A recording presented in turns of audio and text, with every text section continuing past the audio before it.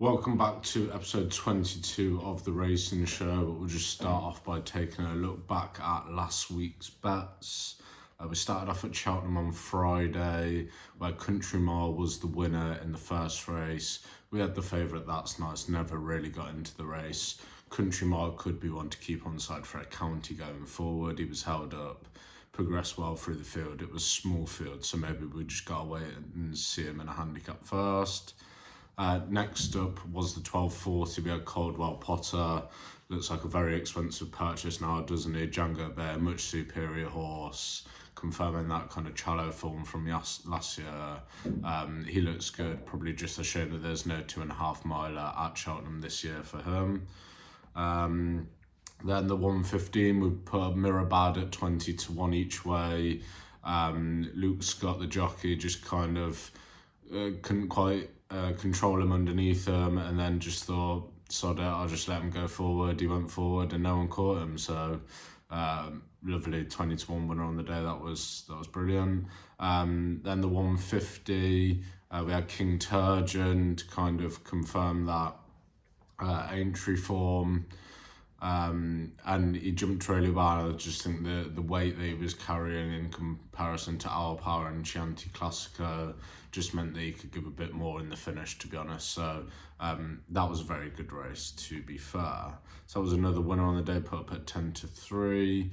Some other performances on the day saw Stumptown win the cross-country race at 4-1 favourite. There was lots of talk about that possibly going to another French horse, but he unseated quite early, probably not as good as the other French horse that won November, Sweet David. The last bet of Friday at Cheltenham was in the 3:35 where Long Draw won. We put him up last time at Cheltenham. We probably should have kept the faith going up in trip. We had Doyen Quest, who handicappers probably caught up with him. He was still unexposed at the trip, and if he had won there, he probably would have been a stairs hurdle horse, to be honest. But no, not quite that good. Our only other runner on Friday was Placid de Flo at Bangor. Again, going up in trip, he did go off 11-4. Maybe the ground got a little bit soft for him, not too sure. We'll happily keep him on side. Maybe not a full-on 3-mile horse, maybe dropping back in trip next time might be the ideal scenario for him. Some other performances to note on Friday, the Mallow Maiden Hurdle, 12 o'clock at Cork, was won by Quelle Histoire. Willie gave this one some positive comments prior to the race, mentioned that the person that they'd bought this horse from has often given him graded horses in the past, and he did go out of his way to mention that this one's a very good hurdler. That was evident in his debut, and one that could definitely go up the ranks this season, will definitely feature in a graded race next time. The 12:30 maiden hurdle won by Relieved of Duties, won actually really well, 15 lengths going away. Be interesting to see kind of what rating he gets for that. Again, one I'd expect to go into a graded race. Watch out for a county or a handicap hurdle with him, maybe even a pipe, not too sure yet. We just had the 2 bets at Cheltenham on Saturday, and in the big race we have Gemarond in the 150 at 10-1. He goes off 11-2, a lot of support, a lot of market support for this one. Just like when we backed him the first time, 13-2 into 5-2 and wins. This time 10-1 into 11-2 and wins. Brilliant ride by Charlie. Great training performance by Venetia. This horse is a lot better now. He's brilliant from the front. Have to see what he can do.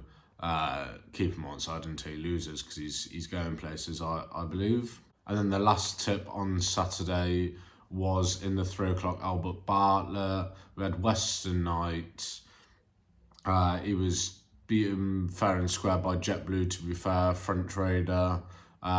He's massive, Western Knight. He's going to make such a better chaser. And yeah, maybe we can kind of ignore him for the rest of the season, but definitely take note if there's a novice chase campaign starting off next year.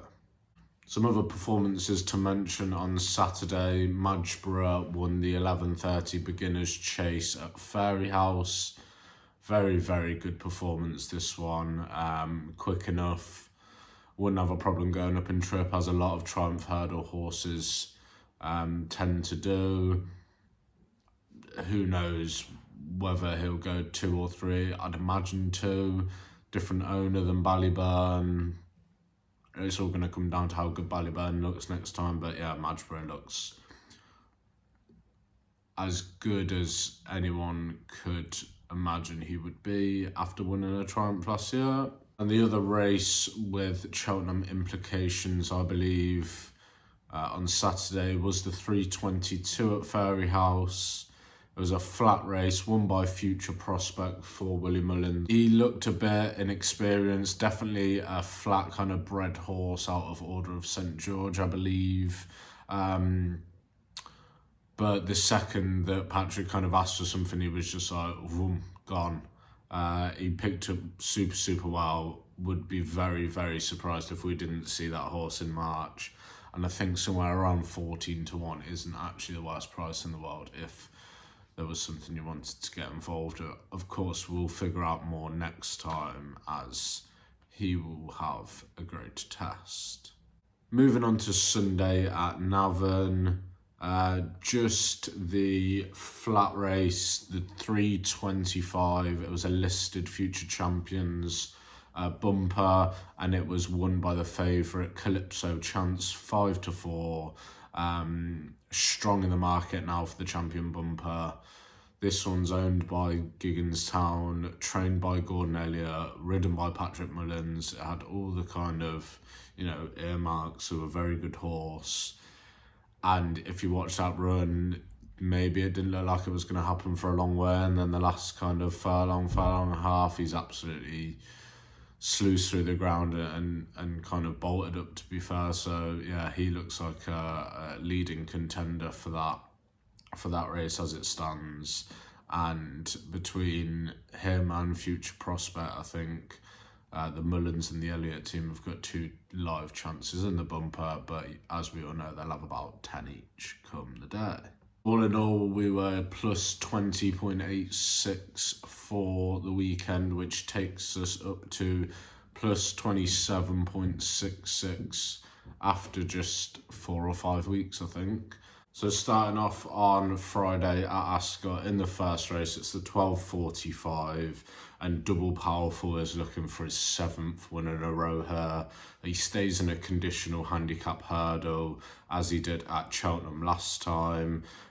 He's gone from a rating of 76 all the way to 121.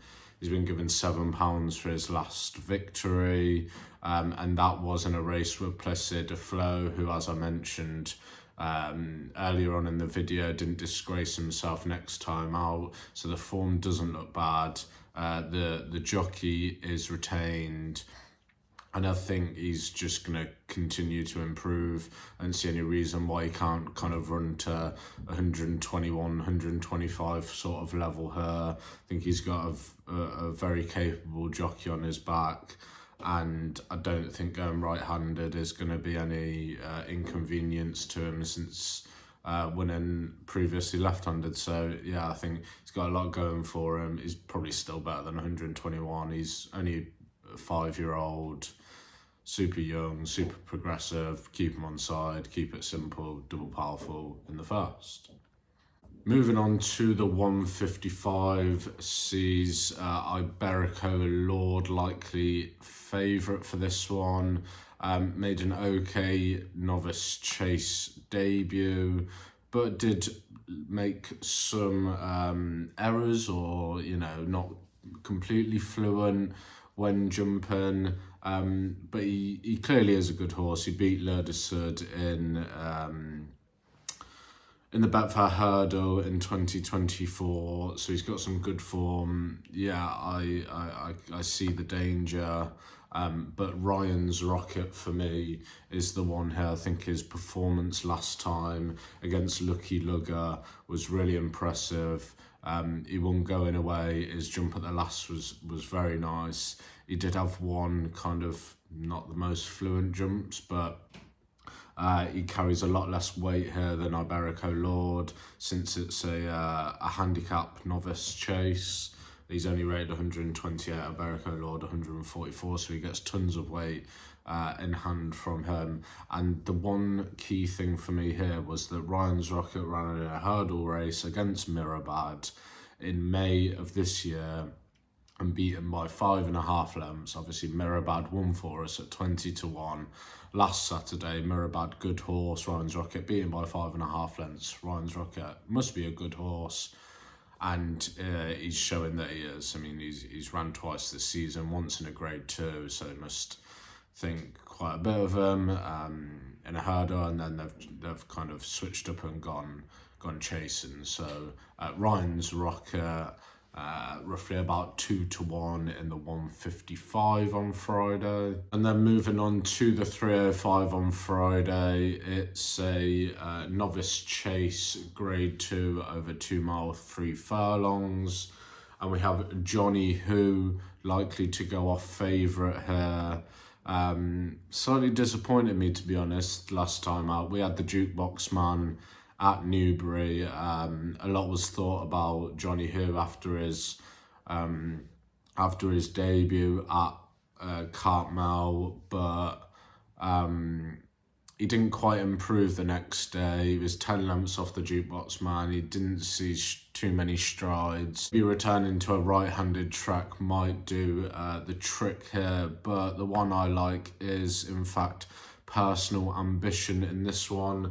We could get a bit of a price, but for a 5-year-old that is improving, I wouldn't want to lay Personal Ambition at the current kind of 5-1 odds available. I think his run against Lookaway reads really well. Only a length behind Lookaway in a match, but then Lookaway went on to run against Lurdesud in one of the novice chases at Cheltenham, and then he was 7 lengths behind Khalif de Burle, which maybe not ideal. Again, maybe returning to a right-handed track might be a bit better for him. But going back to last season, he did beat Django Bay. Again, another one with form tying in with that horse, and we know he's good. That was in a Premier, the Bet365 Premier Novice Hurdle at Kelso in March. And then he was tried against Mystical Power in the Grade 1. So Connections obviously think he's a graded horse. I think he's improved a little bit for a fence, just judging off RPRs and kind of 2 performances so far. I think he can still improve, and I definitely wouldn't make him the 3rd favourite in this field. I think he should be closer to Johnny Who as the favourite, and that will be the 3rd tip of Friday at Ascot. Moving on to Saturday now, staying at Ascot, the 150 is a Howden graduation chase. Class 2, very strange field here, as Gordon Elliott, Henry de Bromhead and Willie Mullins all run one horse each in a 4-runner field, leaving the only other horse, Iroko, for the Greenall and Guerrero team. I think Iroko's run behind Trelawn at Haydock last time was very, very good. I think the races that Iroko ran in last year prove he's a very, very good horse. He's a previous Mountain Pipe winner who went chasing last year and won on his debut. 4-length defeat to I Know the Way You're Thinking in Aintree looks very, very good. And the race last time in Haydock against Trelawn is great form, in my opinion. It's hard to kind of tell what Jungle Boogie and James de Burle will turn up here. Jungle Boogie's a 10-year-old that ran in the Gold Cup. He's obviously talented, but 281-day break. Similar thing with James de Burle. I think the aim is just to top him again for him. So 234-day break. Yeah, probably not ideal. That leaves Phil Dorr. Is he really good enough to beat Iroko on these terms? Given him £3, I probably would expect not. So Iroko at a current 7-4 seems very solid for me. It's a similar type of race that he ran in last time against Trelawney, and I think he goes one better this time and gets the win for us. The last bet for Saturday and the weekend will come in the feature at Haydock on Saturday. It's the Tommy Whittle handicap chase over 3 mile, 1.5 furlongs. East Street for James Owen is the one that's intrigued me the most. Looks like they kind of tried to keep the handicap mark down, going over hurdles last time, getting a bit of prize money while they can, while the hurdles mark was still a bit lower than the chase mark. But he's won his last 3. Performance at Leicester and Wetherby were both good, probably very good, winning by 11 and 8.5 lengths. Whether that £9 increase from 114 is enough to stop him running extremely well, I'm not too sure. I think he's carrying a fairly low weight in terms of this field, and I think he can go well. He's only an 8-year-old, as I say. He's won 3 in a row, 2 over fences, 1 over hurdles. Hopefully he's been prepped for this. I'm not too sure if he has, but yeah, running over hurdles last time just 17 days ago makes me think they're minding that mark, and they think they could probably have a good whack at this. So Callum Pritchard, who was the jockey for the last time out in the hurdle race, he retains the ride, and I think he goes close on East Street. At a current sort of 4-1 price, I think he's well worth a punt. So they're the 5 for this weekend. Just to run you back through them, that's Friday, first race, 12:45, double powerful. Then it is Ryan's Rocket in the 155, about 15-8. Third bet on Friday will be Personal Ambition in the 305 at 7-2. And then moving on to Saturday, just the 2 bets. One at Haydock, the 205. That's East Street at 4-1. And then at Ascot, in the graduation chase, Iroko at 7-4. The other big race on Saturday is the long walk hurdle at Ascot. I've mentioned this race a couple of times for Strong Leader. I think this is the race he's been prepped towards for the early part of the season. I would be quite concerned about that horse that Gordon's going to run the Wool Park. He could actually be quite good, to be fair. And if he is good, then Gordon's probably got a bit of a decision to make about whether he runs one against T Hooper or not. Obviously, he is already qualified for the Patent, so maybe they don't want to ruin his mark, but I just think he's quite good and a strong leader. He is the best horse in this race. I just don't know if I want to have my money on him as a favourite. Yeah, that's the main race for the Saturday. They're the 5 tips. All the best. Have a good